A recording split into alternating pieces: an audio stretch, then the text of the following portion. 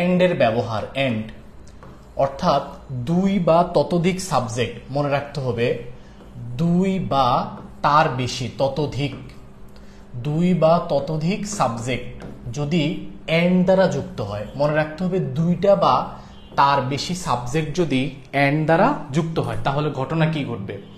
দুইটা সাবজেক্ট বা তার বেশি সাবজেক্ট যদি এন্ড দ্বারা যুক্ত হয়, মনে রাখতে হবে এন্ড দ্বারা যুক্ত হলে ভার্বটা কি হবে, ভার্বটা মনে রাখবেন যে সাধারণত প্লুরাল, এই কথাটা মাথায় রাখতে হবে যে সাধারণত প্লুরাল। এখন সাধারণত প্লুরাল মানে হচ্ছে সব ক্ষেত্রে যে প্লুরাল হবে এমন না, তবে বেশিরভাগ ক্ষেত্রেই প্লুরাল। দুই বা ততোধিক সাবজেক্ট, দুই বা দুইয়ের অধিক সাবজেক্ট যদি এন্ড দ্বারা যুক্ত হয় তাহলে ভার্বটা সাধারণত প্লুরাল হবে, সাধারণত নর্মালি প্লুরাল। যেমন দেখেন well and water, well and water, তো এভাবে থাকতে পারে ডু অথবা ডাজ নট মিক্স, অর্থাৎ তেল এবং জল একসাথে মিক্স হয় না, মানে তেল আর জল একসাথে মিশে না। অয়েল অ্যান্ড ওয়াটার ডু অথবা ডাজ নট মিক্স, তেল এবং জল একসাথে কি করে না, মিশে না। এখন তেল আর জল ভালো করে বুঝে নেন, তেল এবং জল, অয়েল অ্যান্ড ওয়াটার, তো দুইটা কিন্তু দুইটা সাবজেক্ট কি দ্বারা যুক্ত হয়েছে, এন্ড দ্বারা। মনে রাখতে হবে এন্ড দ্বারা যুক্ত হলে ভার্বটা সাধারণত প্লুরাল। তো এখানে দুইটা ভার্ব ডু এবং ডাস, তো আমরা জানি প্লুরাল লাগবে যেহেতু এন্ড দ্বারা যুক্ত হয়েছে। প্লুরালে ভার্বের সাথে এস বা ইএস হয় না, ডু ডাস, ডাসটা হচ্ছে থার্ড পারসন সিঙ্গুলার নাম্বারের জন্য ভার্বের ফর্ম। এখানে যেহেতু প্লুরাল এই জন্য অ্যান্সার হবে ডু, অর্থাৎ oil and water do not mix, তেল এবং জল কি হয় না, এক হয় না। আচ্ছা, এবার আমরা আরেকটা এক্সাম্পল দিয়ে দেখাই।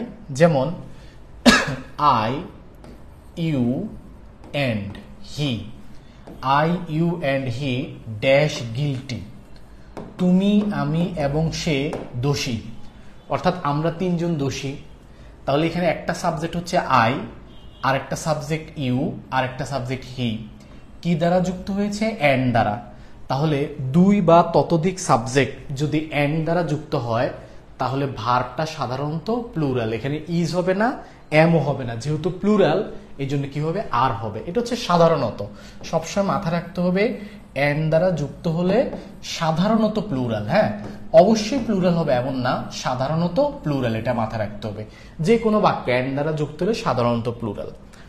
তবে কিছু নোট আছে, কিছু ইম্পর্টেন্ট জিনিস, যেমন সেটা হচ্ছে যদি কখনো ওয়ান আইডিয়া বুঝায়, ওয়ান আইডিয়া অথবা ওয়ান ইউনিট, অর্থাৎ দুইটা সাবজেক্ট দিয়ে যদি একটা ইউনিটকে বুঝায় বা একটা আইডিয়াকে বুঝায়, অথবা যদি গাণিতিক সমীকরণকে বুঝায়, আমরা যোগ বিয়োগ গুণ ভাগ এই ধরনের সমীকরণকে যদি বুঝায়, তাহলে তিনটা জিনিস মাথায় রাখতে হবে, ওয়ান আইডিয়া, ওয়ান ইউনিট বা গাণিতিক সমীকরণ। এই তিনটা, যে কোনো গাণিতিক সমীকরণ, যোগ বিয়োগ গুণ ভাগ, এই গাণিতিক সমীকরণ, অথবা দুইটা জিনিস মিলে যদি একটা আইডিয়া, একটা ধারণাকে প্রকাশ করে, অথবা দুইটা জিনিস মিলে যদি একটা ইউনিটকে প্রকাশ করে, তখন মনে রাখতে হবে এন্ড দ্বারা যুক্ত আছে, ঠিক আছে, এন্ড দ্বারা যুক্ত থাকা সত্ত্বেও ভার্বটা সিঙ্গুলার হয়ে যাবে। খুব মনোযোগ দিতে হবে, এগুলা অনেক ইম্পর্টেন্ট।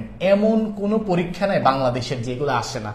আপনি দেখবেন আমি যে সাবজেক্টিভ এগ্রিমেন্টের ক্লাস নিছি, এই ক্লাস থেকে দেখবেন 2টা থেকে 3টা প্রশ্ন সামনের প্রাইমারিতে চলে আসবে, নিবন্ধন হলে চলে আসবে, বিসিএস আসবে, শুধু এই ক্লাস থেকে 2 থেকে 3টা। এমনও হয়েছে যেমন 38তম বিসিএস এ 4টা কোশ্চেন চলে আসছে শুধু এই জায়গাগুলো থেকে ঘুরে ফিরে। খুবই গুরুত্বপূর্ণ। তাহলে ওয়ান আইডিয়া, ওয়ান ইউনিট আর যদি গাণিতিক সমীকরণ থাকে বুঝায়, তখন এন্ড দ্বারা যুক্ত হইলেও ভার্বটা কিন্তু আর প্লুরাল হয় না, ভার্বটা তখন সিঙ্গুলার হয়ে যায়। এন্ড থাকবে কিন্তু ভার্বটা সিঙ্গুলার। যেমন গাণিতিক সমীকরণ দিয়ে আগে কথা বলি, যেহেতু গাণিতিক সমীকরণটা নিচে আছে এটা নিয়ে আগে কথা বলি। যেমন যদি এরকম বাক্য থাকে, দেখেন 2 and 2, 2 and 2, তাহলে 2 and 2 এখানে আছে মেক, আবার আরেক জায়গায় আছে মেক্স, তাহলে 2 and 2 মেক্স 4। ঠিক আছে, 2 এ 2 এ কত হয়, 4। খুবই কমন কোশ্চেন, সব পরীক্ষায় এগুলো আসে। 2 and 2 মেক্স 4, মেক অথবা মেক্স 4, 2 এ 2 এ কত হয়, 4। এখন আমাদেরকে কি করতে হবে, পরীক্ষায় যেহেতু আসবে, যেহেতু এটা গাণিতিক সমীকরণ, 2 আর 2 এ কত হয়, 4, তাহলে গাণিতিক সমীকরণগুলো কি হয়? সিঙ্গুলার। সিঙ্গুলারে কিন্তু মেক হয় না। আমরা জানি সিঙ্গুলার হলে ভার্বের সাথে কি লাগে? এস বা ইএস যুক্ত হয়। তাহলে আমাদের মেক্স হবে না, অ্যান্সার মেক হবে না, অ্যান্সার হচ্ছে মেক্স। 2 দিয়ে কত হয়? 4 হয়। তাহলে যে কোনো গাণিতিক সমীকরণের ক্ষেত্রে ভার্বটা অবশ্যই কি হয়ে যাবে? সিঙ্গুলার হয়ে যাবে। গাণিতিক সমীকরণ থাকলে ভার্বটা সিঙ্গুলার। যেমন আরেকটা এক্সাম্পল দেখেন, মনে করেন যদি এমন হয়, আমি যদি এরকম লিখি যে 3 তাহলে 3 and 5 3 এবং 5 3 and 5 3 এবং 5 তো মেক অথবা মেক্স কত? 3 5 মেক্স কত হয়? এখানে 3 এখানে 5, তাহলে 3 5 কত হয়? 8। মেক অথবা মেক্স 8। তো অনেকে ভাবতে পারে, অনেকে এরকম চিন্তা করে যে এক জাতীয় দুইটা সংখ্যা একভাবে এক যোগ করলে এরকম হয়, ভিন্ন সংখ্যা যোগ করলে আরেকটা হয়। ব্যাপারটা এমন না। মনে রাখবেন, 2 যোগ করলেও ভার্ব সিঙ্গুলার হবে, 3 6 যোগ করলেও সিঙ্গুলার হবে, 9 13 যোগ করলেও সিঙ্গুলার। মানে দুনিয়ার যত গাণিতিক সমীকরণ আছে ভার্ব সাধারণত সিঙ্গুলার হবে। আমেরিকান ইংলিশে প্লুরালও হইতে পারে, বাট আমাদের বাংলাদেশের প্রেক্ষাপটে যে পরীক্ষার যে প্যাটার্ন ব্রিটিশ সিলেবাসকে ফলো করে, ভার্বটা অবশ্যই সিঙ্গুলার নেবেন, মেক নেবেন না। সিঙ্গুলারে ভার্বের সাথে এস বা কি যুক্ত হয়? ইএস। মানে মূল ভার্বটা ছিল মেক, সাথে এস যুক্ত হয়েছে, তাহলে মেক্স। অ্যান্সার হচ্ছে মেক্স। তাহলে মনে রাখতে হবে, যে কোনো গাণিতিক সমীকরণ দেখলেই ভার্বটা কি হয়ে যাবে? সিঙ্গুলার হয়ে যাবে। এই তো গেল গাণিতিক সমীকরণের কথা। এবার যদি ওয়ান আইডিয়া হয়, দুইটা মিলে একটা আইডিয়াকে প্রকাশ করে। যেমন মনে করেন আমি যদি এরকম বাংলায় বলি যে মিনা অ্যান্ড রাজু, তাহলে দেখেন মিনা অ্যান্ড কি বলেন? Meena and Raju dash my favourite TV show. Meena এবং রাজু আমার প্রিয় টিভি শো। আবার আরেক জায়গায় আমি লিখলাম Meena and Raju dash friends. হ্যাঁ, তারা যদিও ভাই বোন, আচ্ছা লিখলাম আর কি ফ্রেন্ডস। একটা জিনিস খেয়াল করেন, উভয় জায়গায় মিনা অ্যান্ড রাজু আছে। দেখেন এখানে খেয়াল করেন, এখানে আছে মিনা অ্যান্ড রাজু, আবার এখানেও মিনা অ্যান্ড রাজু। তো এখন দুই জায়গাতেই কিন্তু সাবজেক্ট এক, মিনা অ্যান্ড রাজু। কিন্তু দেখেন এই বাক্যে বলা হয়েছে মিনা আর রাজু হচ্ছে বন্ধু। তাহলে মিনা এবং রাজু, আমি যদি বলি রহিম অ্যান্ড করিম ড্যাশ ফ্রেন্ডস, তাহলে রহিম অ্যান্ড করিম ইজ ফ্রেন্ডস না, আর ফ্রেন্ডস। কারণ রহিম করিম আলাদা দুজন ব্যক্তি, এখানে মিনা এবং রাজু আলাদা দুইটা পার্সন, তারা ফ্রেন্ডস। তাহলে এখানে কিন্তু ভার্বটা আর। কিন্তু এই বাক্যে দেখেন মিনা আর রাজু হচ্ছে ফেভারিট টিভি শো, একটা টিভি শো বা টিভি কার্টুনকে বলছে। মিনা এবং রাজু আমার প্রিয় টিভি কার্টুন। কে কোনটা প্রিয় TV cartoon? Meena and Raju. তাহলে মিনা অ্যান্ড রাজু যেহেতু আমার প্রিয় টিভি কার্টুন, এখানে কিন্তু মিনা আর রাজু আলাদা আলাদা ব্যক্তিকে বুঝায়নি, বরং মিনা আর রাজু দুইটা মিলে একটা টিভি শোকে বুঝাইছে। এই জন্য এটা অবশ্যই কি হয়ে যাবে? ওয়ান ইউনিট, মানে দুইটা মিলে একটা ইউনিট বা একটা আইডিয়াকে বুঝাইছে, একটা ইউনিট বা ওয়ান আইডিয়াকে বুঝাইছে, ওয়ান আইডিয়া। তখন ভার্বটা সিঙ্গুলার হয়ে ইজ হয়ে যাবে।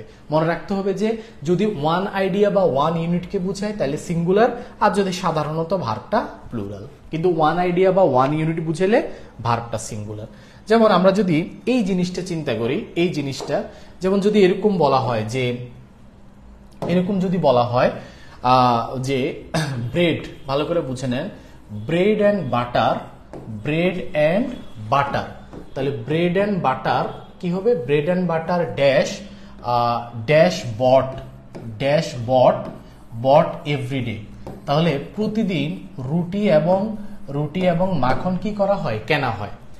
আবার আরেক জায়গায় বলেছে ব্রেড অ্যান্ড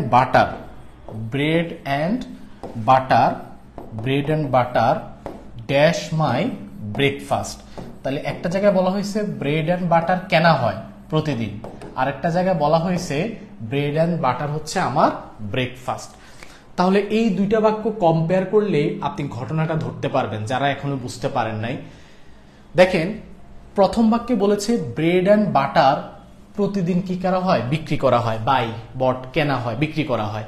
তাহলে এখানে কিন্তু ব্রেড অ্যান্ড বাটার বিক্রি করা হয়, দুইটা কিন্তু আলাদা জিনিস। ব্রেডও বিক্রি করা হয়, বাটারও বিক্রি করা হয়, আলাদা আলাদা এলিমেন্ট। তাহলে এটা প্লুরাল কি হয়ে যাবে? আর। কিন্তু এখানে বলেছে ব্রেড অ্যান্ড বাটার হচ্ছে আমার ব্রেকফাস্ট, আমার সকালের নাস্তা। তো সকালের নাস্তাকে বোঝাচ্ছে, এখানে ব্রেড অ্যান্ড বাটারকে আলাদা আলাদা এলিমেন্ট না করে দুই তিনটে এলিমেন্টকে সকালের নাস্তা হিসেবে উপস্থাপন করা হচ্ছে, অর্থাৎ নাস্তায় আমি bread, butter, egg, banana, milk অনেক কিছুই খাইতে পারি। তো যদি আরো অনেক আইটেম হয়, bread comma banana comma milk and butter, যা মন চায় তা হোক, অবশ্যই সকালবেলা নাস্তাকে বুঝাইছে, এই জন্য ভার্বটা কি হয়ে যাবে? সিঙ্গুলার। এটা হয়ে যাবে ইজ, আর এটা হয়ে যাবে আর। এখানে ভিন্ন দুইটা আইটেম বিক্রি করা হয়, আর এখানে দুইটা আইটেম মিলে সকালবেলা নাস্তাকে বুঝাইছে, এই জন্য এটা সিঙ্গুলার হয়ে যাবে। আচ্ছা, আপনাদেরকে তো ভালো করে বুঝাইলাম, তাইলে আমাকে একটু বলেন তো যে এটা কি হবে। দেখেন তো, রাইস, ঠিক আছে, rice and curry, rice and curry, rice and curry মানে ভাত এবং তরকারি, rice and curry dash my lunch, rice and curry dash my lunch. এবার আরেকটা কোশ্চেন দেখেন, রাইস অ্যান্ড কারি ভাত এবং তরকারি, ভাত এবং তরকারি ড্যাশ গিভেন দেয়া হয়, গিভেন টু দা পুর, দরিদ্র লোকদেরকে ভাত এবং তরকারি দেয়া হয়। তাহলে একটু বলেন, এক নাম্বারটার অ্যান্সার কি, দুই নাম্বারটার অ্যান্সার কি বলেন, দ্রুত বলেন। এক কি হবে আর দুই কি হবে? Rice and curry dash my lunch, rice and curry dash given to the পুর।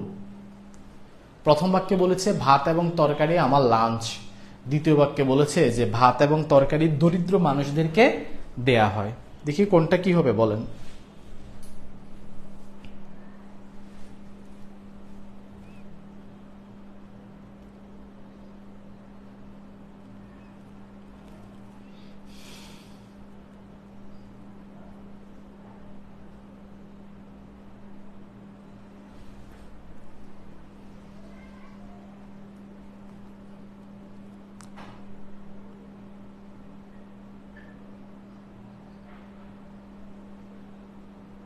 আচ্ছা, ওকে, তো সবাই কমেন্ট করেছেন, যারা লাইভটা দেখছেন শেয়ার করে দেন।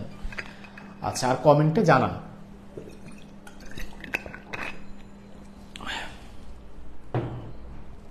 ওকে, তো আশা করি সবাই বুঝে গেছেন, আর এটা নিয়ে কথা বলার দরকার হবে না। দেখেন, রাইস অ্যান্ড কারি আমার লাঞ্চ, তাইলে রাইস অ্যান্ড কারি এই দুইটা মিলে একটা আইটেম, মানে দুইটা মিলে আমার লাঞ্চকে বোঝাচ্ছে, তাহলে এটা হচ্ছে ইজ। আর এখানে কিন্তু দুইটা মিলে একটা কিছু বোঝে নেই, বরং বলেছে রাইস এবং কারি কাকে দেয়া হয়? গরিবদেরকে দেয়া হয়, তাহলে এটা হচ্ছে আর। তাহলে লাস্ট কথা এটাই, ভার্ব সাধারণত প্লুরাল, তবে ওয়ান আইডিয়া বা ওয়ান ইউনিট প্রকাশ করলে ভার্বটা সিঙ্গুলার হয়ে যাবে।